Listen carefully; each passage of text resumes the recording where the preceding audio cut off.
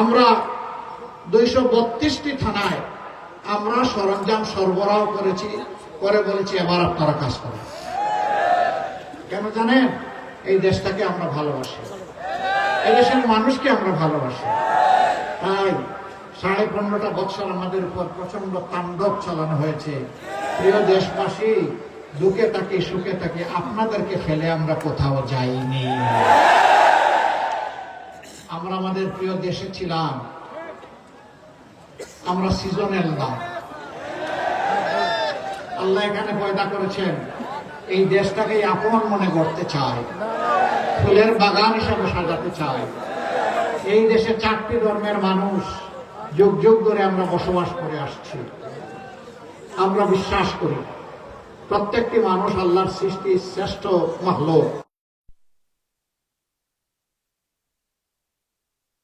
সম্পূর্ণ হারাম। আমরা আমাদের কথা রেখেছি।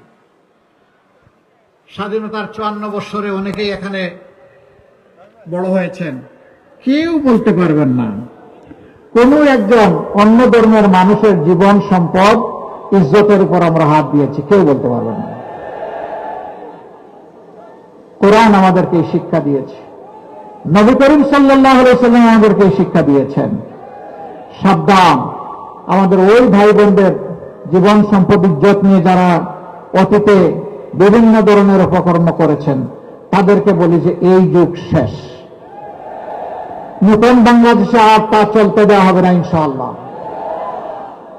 13 তারিখ নতুন একটি বাংলাদেশের জন্য যাতে আল্লাহ তাআলা দেন, এই জন্য আল্লাহর দরবারে দোয়া করি।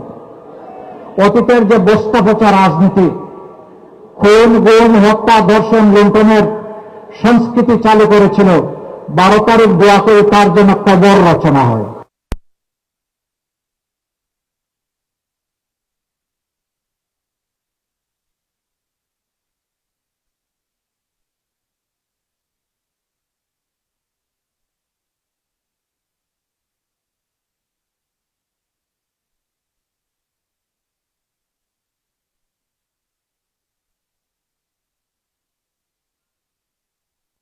তোমরা প্রস্তুত? আলহামদুলিল্লাহ। যুবক যারা আছেন একটু হাত তুলেন দেখি। মাশাআল্লাহ, সবাই যুবক, তাইলে আমিও যুবক। ইনশাআল্লাহ আমরাই বাংলাদেশ গড়তে পারবো ইনশাআল্লাহ। যেই বাংলাদেশে আর কোনো চাঁদাবাজি হবে না, যেই বাংলাদেশে আর কোনো মামলাবাজি হবে না, যেই বাংলাদেশে দুর্নীতি হবে না, যেই বাংলাদেশে আর কোনো অবিচার চলবে না, যেই বাংলাদেশে আর যুবকদেরকে, শিক্ষিত যুবকদেরকে বেকার হয়ে ঘুরতে হবে না, যেই বাংলাদেশে আমার মায়ের গায়ে কেউ হাত দেওয়ার আর দুঃসাহস দেখাবে না, যেই বাংলাদেশে শিশু আর অনাদরে অবহেলায় শিক্ষার আলো থেকে বঞ্চিত হবে না, চিকিৎসা সেবা থেকে বঞ্চিত হবে না, সারা জিন্দেগি দেশকে জাতিকে দিয়ে অবসর সময়ে যখন মানুষ বৃদ্ধ হয়ে যায় তখন যন্ত্রণা নিয়ে আর ভুগতে হবে না, কোথায় আমি একটু চিকিৎসা পাবো তার জন্য হাহাকার করতে হবে না, সেই বাংলাদেশটা ইনশাআল্লাহ আমরা গড়তে চাই। এই বাংলাদেশের সাথে আপনারা থাকবেন ইনশাআল্লাহ তাআলা আজিম। ওই বাংলাদেশ হবে কৃষক, শ্রমিক, জেলে, কামার, কুমার, মোটে, মাঝি, মজুর সকলের বাংলাদেশ। মানুষ সম্মানিত হবে তার পেশার জন্য, তার কাজের জন্য। মানুষের মধ্যে কোনো বড় ব্যবধান সৃষ্টি করতে আমরা দেব না। আর জাতিকে ভেঙে টুকরা টুকরা করে আর মুখোমুখি হতে দেব না। ওই দিন শেষ, এখন ঐক্যবদ্ধ বাংলাদেশ ইনশাআল্লাহ তাআলা আজিম। জেগেছে বাংলাদেশ, টেকনাফ থেকে তেতুলিয়া, রূপসা থেকে পাথুরিয়া, সারা বাংলাদেশ জেগেছে। যুবকরা জানিয়ে দিয়েছে আমরা পচা রাজনীতির সাথে নাই। 5টা বিশ্ববিদ্যালয়ে তারা রায় দিয়ে বলে দিয়েছে আমরা নতুন বাংলাদেশ চাই। সেই নতুন বাংলাদেশের পক্ষে তারা দৃঢ় অবস্থান নিয়েছে। অভিনন্দন, মোবারকবাদ যুবকদেরকে। আরো বিশ্ববিদ্যালয়গুলোতে নির্বাচন হলে একই চিত্র ফুটে উঠত। কিছু লোক বলে জাতীয় সংসদ নির্বাচন আর ছাত্র সংসদ নির্বাচনে এক নয়। আমি জিজ্ঞেস করতে চাই, আমাদের এই সন্তানদেরকে আবার কেন অপমান করা হচ্ছে? তারা কি এই দেশের নাগরিক না? তারা কি এই দেশের ভালো মন্দ বুঝে না? তারা কি এই দেশ নিয়ে চিন্তা ভাবনা করে না? তারা কি একটা সুন্দর দেশ দেখতে চায় না?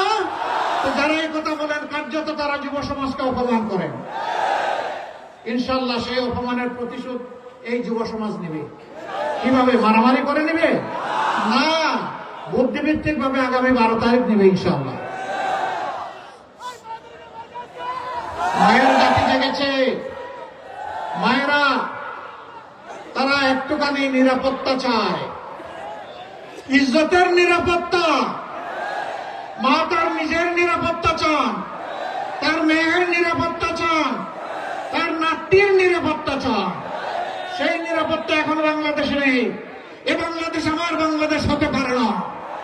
যে বাংলাদেশ আমার মায়ের নিরাপত্তা দিতে পারে না, সেই বাংলাদেশ আমার বাংলাদেশ নয়। আমরা সেই আমার বাংলাদেশটা করতে চাই, যেই বাংলাদেশের প্রত্যেকটা নাগরিক বুকের দিকে আঙ্গুল দিয়ে বলবে আমি বাংলাদেশ, এটি আমার বাংলাদেশ। এই কথা যখন 18 কোটি মানুষ বলবে, তখন আমাদের রাজনীতি সার্থকতা পাবে ইনশাআল্লাহ। আমরা ওই রাজনীতি ফিরিয়ে আনতে চাই, ওই রাজনীতি আমরা চালু করতে চাই। আজকে মায়েরা জানিয়ে দিচ্ছেন আমরা নতুন রাজনীতির সাথে, আমরা পচা পুরাতন রাজনীতির সাথে নয়, যার কারণে অনেকের মাথা গরম হয়ে গেছে। ফরিদপুরে এখন চৈত্র মাস, তাই না?